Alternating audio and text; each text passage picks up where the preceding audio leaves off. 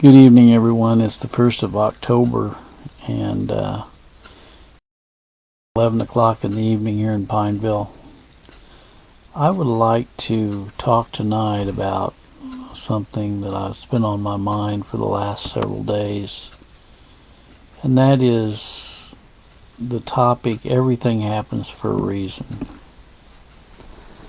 The older I get, the more I go back in my mind and memory, and I think about every person I've ever met in my life and the unique interchange I had with those people. I've met many, many people in my lifetime from every walk of life, from the rich, very, very rich, to the very, very poor, from the black to the white, to the Native American, to the Asian, to physicians and lawyers and doctors and dentists and social workers and plumbers and carpenters and electricians, and masons, educators, and every imaginable kind of person. And I think about the people that I went to school with, from grade school all the way through college. I think about my teachers and my professors in college, and I think about bosses that I've had, and all the different jobs I've had, and all the different people I've met with in all those different jobs. And I've come to the conclusion that everything happens for a reason. If we look at the life of Joseph, I think that's solid proof that God had a purpose in everything that he brought into Joseph's life. Sometimes we cannot understand why God brings certain people into our lives, and maybe sometimes just for a very short time, for some reason or another, he brings them in and then they're gone. They may not want to have anything else to do with us after that change. Sometimes it's longer periods of time that they're with us, and then they're taken out of our lives. And then sometimes there's long time friendships with people. But God has a purpose in everyone that he brings into our life for a short time. And we see the life of Joseph, how that his own brothers resented him. He shared dreams with them, and they resented that he shared with them, and they threw him into a pit, and they ultimately sold him down into Egypt. And he became the right-hand man of Pharaoh. And we see that because of his relationship with Pharaoh, that he was exalted and put at the right hand of Pharaoh, resulting in his position saving his brothers from starvation. You know, when we look at people that God has brought into our life, sometimes we think, why do I have to deal with this person? Maybe the person isn't the easiest person to get along with.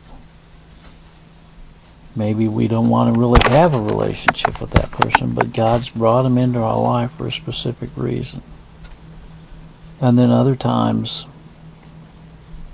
God brings people into our life as a great blessing. We have fellowship, and we edify each other in Christ because of that, God bringing them into our lives. There are many, many scriptures throughout the Bible that speak of God's providence in our lives. And, you know, I think that we need to remind ourselves that God is in charge. And, you know, sometimes we don't want to talk about it, do we? And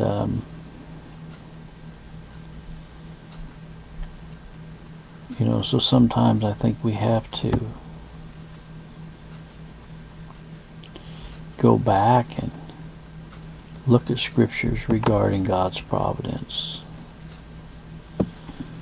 Means the foresight generally used to denote God's preserving and governing all things by means. And God's providence is evident in the natural world.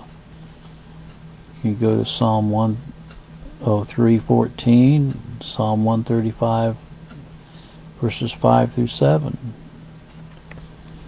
And God sometimes overrules things for our good. And, God is sovereign over evil. He governs all his creatures and all his government. And we know that God is efficacious. God embraces events.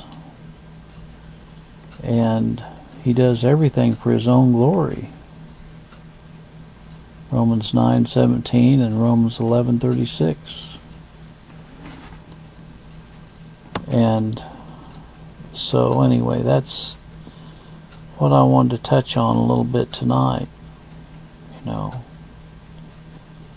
And even though providence, the word providence, is not really found in the Bible, we can see evidence of his providence throughout the Bible, from Genesis 1 all the way through the Bible. In fact, he tells us it's in the beginning God created the heavens and the earth.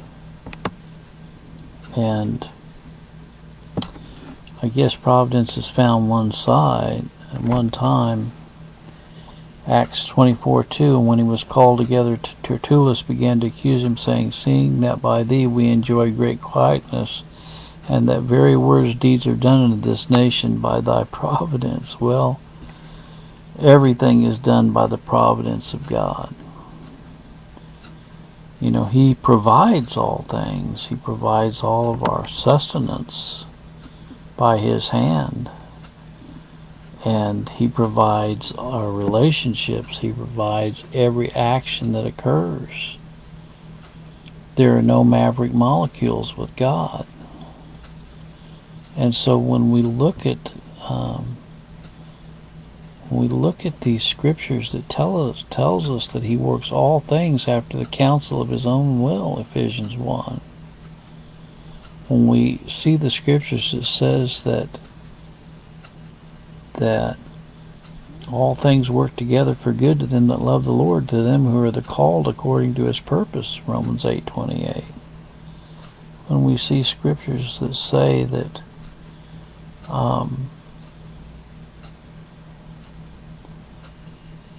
that in him we live and move and have our very being, then when we look at our relationships down through time, God is very active in our past, our present, and our future relationships, whether we want to accept it or not, And so that's really what's on my mind tonight. So what I'd like to do is give you a little exercise. Go back in your mind and think of all the times that at all the different people you've met in your lifetime.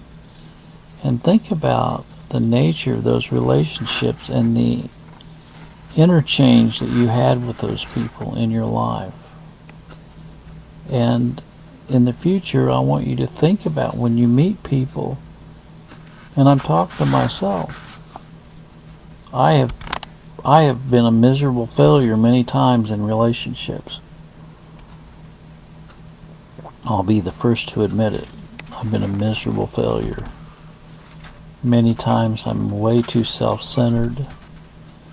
I don't think of the other person first. I think of myself first. We used to have this saying, Jesus and others and you. Joy, that stands for joy. Jesus and others and you. So many times we put ourselves first, don't we? But the exercise I want you to do is I want you to go back in your mind and think of every person you've ever met in your lifetime. And think about the interchange you had with those people. Think about the interactions that you've had, and maybe you could think about, how could I have maybe exemplified a more Christian behavior with these people? And I'm speaking and preaching to myself. When we get in the flesh, sometimes we don't respond to people the way we should in a Christian way. And only God can give us the grace to do that. I understand that. But I've often thought about some of the people I've met in the past and the great relationships I've had with them, and also the great interchange I've had with them. And even though I may have disagreed with them from a theological perspective vehemently, I remember one guy I went to lunch with one time, and he says, well, the way I look at it, I've crossed over the line. I've come to the other side to reach out to you, In other words, he wanted to admit that he was coming from an Arminian perspective, but yet he was coming over on the other side to have an interchange with me. But anyway, that's what's on my mind tonight. Let's think about our interactions with other people. God bless. Have a good evening.